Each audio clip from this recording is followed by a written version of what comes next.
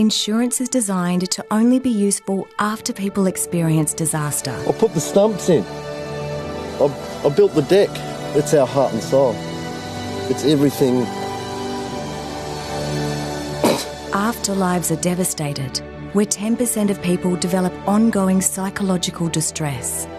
We're a small community and we count on each other so much.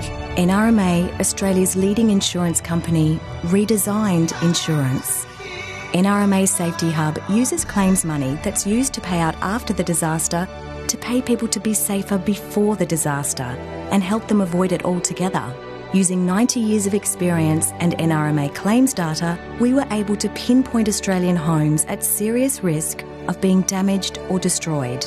Surprisingly, we found some of the greatest risks are actually preventable, like replacing Australia's leading cause of flooding, an $8 flexi-hose, clearing clogged gutters of leaves in storm-prone areas, simply replacing outdated fire safety equipment, and many more. We then invited 150,000 Australians to download Safety Hub, a custom-built app that paid people to reduce their risk of disaster. The app combined geographical data with risk profiles to serve up personalised tasks that would help protect homes and keep families safe.